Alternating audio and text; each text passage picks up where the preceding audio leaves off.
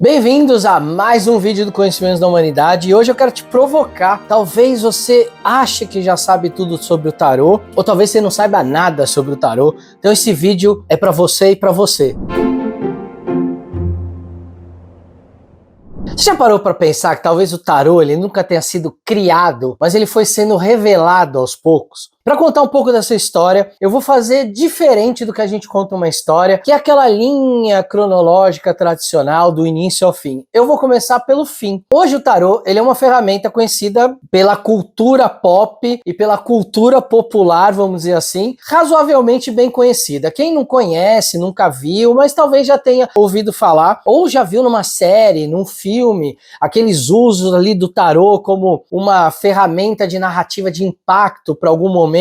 E o tarô, hoje ele é muito reconhecido como um oráculo. Quem estuda tarô a fundo sabe que ele é uma ferramenta de autoconhecimento, uma ferramenta oracular. Aí a gente vai entrar em modos de usar esse tarô. Algumas pessoas usam isso como uma ferramenta espiritual, normalmente com alguma ligação com algum espírito que dita ali o que precisa ser feito. Outras pessoas usam como um alfabeto simbólico de tradução do acaso do universo. E também a gente tem os casos das pessoas que usam isso de uma forma terapêutica oracular, como se o tarô fosse uma linguagem que lê o inconsciente da pessoa. Dentro dessas possibilidades, a gente vai ter linhas de tarólogos que vão acreditar que realmente o tarô prevê o futuro. Linhas de tarólogos que vão acreditar que, na verdade, o tarô ele tá lendo o seu inconsciente, observando aquilo que você já tá meio predisposto para fazer. E vai ter linhas também que vão simplesmente usar o tarô como se fosse uma ferramenta espiritual, um grande oráculo ali por onde, através da pessoa e do tarô, chegam mensagens de outro plano. Bom, mas o tarô não nasceu como um oráculo. E talvez você já tenha ouvido falar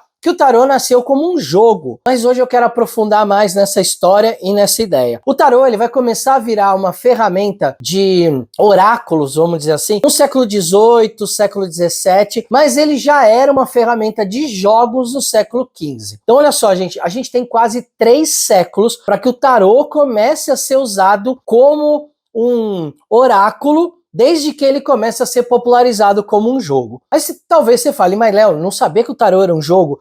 Sim, o tarô em determinado momento, ele passa a se tornar um jogo bem popular, principalmente entre alguns nobres da Europa, porque não era barato ter um tarô, ele precisava ser pintado, ele precisava ser feito à mão, só depois que ele vai cair nas graças da prensa, e aí através da prensa, a grande invenção de Gutenberg, ele vai acabar se popularizando como um deck ali baseado em papel, impresso, cards, cartões, que aí o jogo vai ficar mais fácil de ser jogado. Bom, dentro dessa época que ele começa a ser popularizado como um jogo, o que vai contar mais é o que hoje a gente chama como arcanos maiores. E eles não eram o número de 22, que é o número hoje que a gente usa. Esse número variava dependendo do baralho. E mais, com a chegada dos mamelucos, que eram ali uma etnia ali que vivia no Egito, que eram escravizados, que tomaram o poder, eles se espalharam durante ali o século XIV, XV, os mamelucos levaram para a Europa o que a gente chama de arcanos menores, que são as cartas que a gente conhece do Ás ao 10, as cartas ali muitas vezes de corte. Essa fusão de várias coisas deu origem ao baralho moderno, não só de tarô, mas o baralho que a gente usa, por exemplo, para você jogar aí com a sua avó aquele buraco de fim de semana. O tarô não era então um jogo que tinha o mesmo número de cartas, ele não tinha uma regra única para tudo, mas ele tinha algumas características que foram mantidas dentro do tarô. Primeiro, que a gente não chamava isso de tarô ainda, a gente ia chamar isso de trunfos ou tarokine. O trunfo, e talvez você já tenha lembrado aí daquele joguinho de cartas do Super Trunfo, a ideia era muito parecida. Você tinha algumas cartas que representavam forças ou qualidades ou virtudes, que eram cartas muito poderosas e que teoricamente elas venciam as outras ali dentro daquela rodada. Cartas como a morte, a justiça, o imperador, eram cartas importantes dentro desse jogo, porque quando saía ali a morte é como se você matasse o rei do outro que estava ali jogando com você,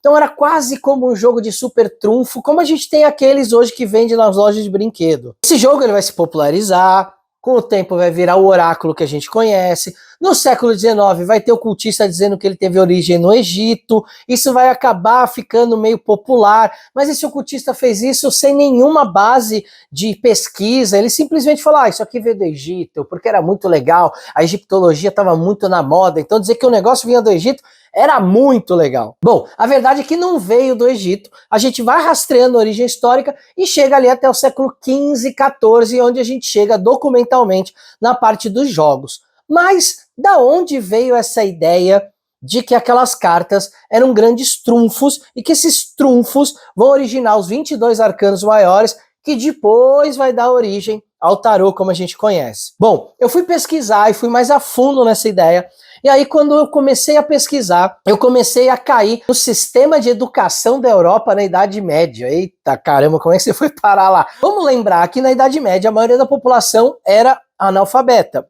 era iletrada, não tinha escola no modelo tradicional como a gente conhece. Os nobres estudavam às vezes em convento, quando era um segundo filho, um terceiro filho, ou estudavam numa espécie de educação caseira, e aí poucos nobres, inclusive, tinham educação. A maioria da população era analfabeta, e aí quando você tem uma população analfabeta muito grande, como é que você se comunica, se não através de livros, de letreiros, de cartazes, de letras?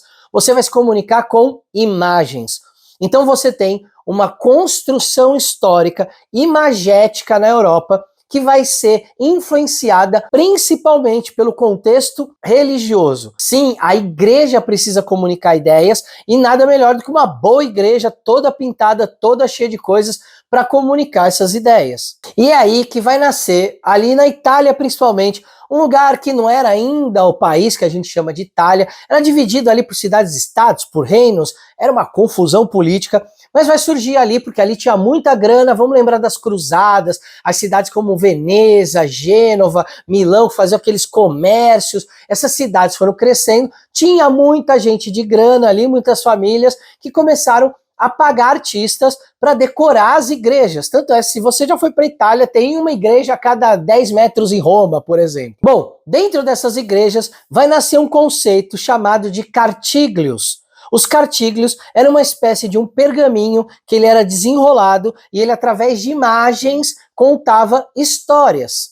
Esses cartíglios, então, começaram também a ser feitos pintados nas igrejas e esculpidos nas igrejas para contar determinadas histórias. Mas a gente está falando aqui, gente, de histórias religiosas, histórias ligadas à religião. Então, o que é que eles queriam comunicar? Bom, inicialmente, comunicar ideias de santos, ideias que tinham a ver com o Calvário de Jesus, com a morte, com a ressurreição, mas a igreja, ali por volta do século XI, século XII, tinha alguns outros problemas para resolver. A igreja cristã prometia o paraíso, e ela te dizia tudo aquilo que você não podia fazer para ir para o paraíso. Ó, você não pode pecar, você não pode cometer os 7 pecados capitais, você não pode prestar dinheiro com juros, porque isso é usura. Tinha um monte de regra do que não fazer. Mas um dia alguém acordou e falou assim, tá bom, eu aprendi o que eu não tenho que fazer, mas e o que eu tenho que fazer para chegar no céu? E aí essa pergunta foi muito importante, porque a igreja teve que começar a trabalhar uma proposição de virtudes. E a partir dessa proposição de virtudes,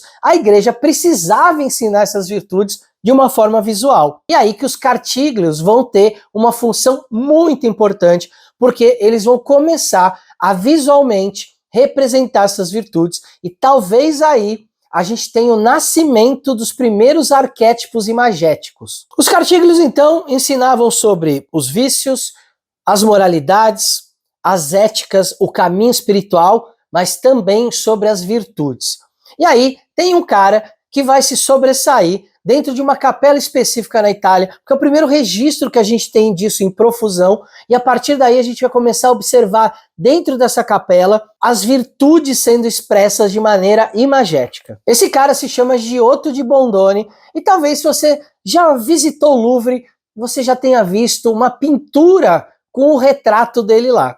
A capela degli Scrovegni é a capela onde ele fez esses primeiros cartíglios, onde ele comparou virtudes com vícios, e dessas imagens dessas virtudes começou-se a criar, dentro do imaginário da Idade Média, o que eram as virtudes. Virtudes ligadas à retórica, à justiça, ao trabalho, coisas que eram muito importantes para aquela cultura e que começaram a ganhar simbolismos gráficos, Primeiro nos pergaminhos, né, todos ali trabalhados, pintados. Depois, nessa parte de esculpir a própria madeira para criar ali em painéis de madeira essas histórias, essas virtudes. E aí a gente está falando então de algo que começa a ganhar a Europa, porque é mais fácil você criar uma pedagogia de ensino imagética para quem é analfabeto. Isso se populariza, as virtudes começam a ser ensinadas. Olha, isso aqui é uma virtude que é a retórica, ela vai contra a preguiça, que é isso aqui. Olha, esse aqui, ó, é o imperador, é aquele que faz e resolve. Esse aqui é o diabo, é aquele que vai te levar para o caminho do vício. Então o tarô, ele vai acabar herdando essas imagens arquetípicas desse sistema que vai começar a crescer na Europa, principalmente na Itália. E onde é que nós temos as primeiras representações de pinturas de arcanos maiores?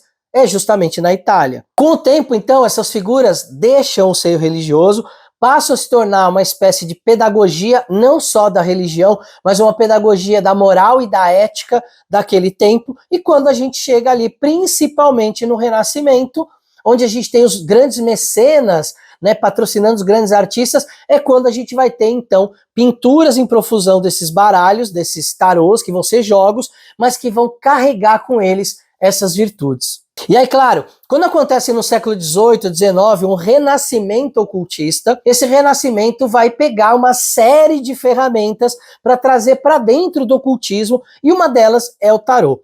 O tarô, até esse momento, ele era muito popular porque existiam muitas cartomantes pela Europa. E diferente do que a gente pensa, ninguém ia para a fogueira porque era cartomante, não. Nem porque era astrólogo. Normalmente as acusações eram acusações de bruxaria. E essas acusações eram acusações muito mais ligadas à heresia. A astrologia e o tarô não eram vistos dessa forma. Então você tinha muitas cartomantes dentro da Europa. E essas cartomantes eram grandes oráculos vivos que andavam pela Europa. Até que no século XVIII, XIX, a gente tem os ocultistas pegando o tarô para dentro das ordens iniciáticas e criando uma tradição esotérica baseada no tarô.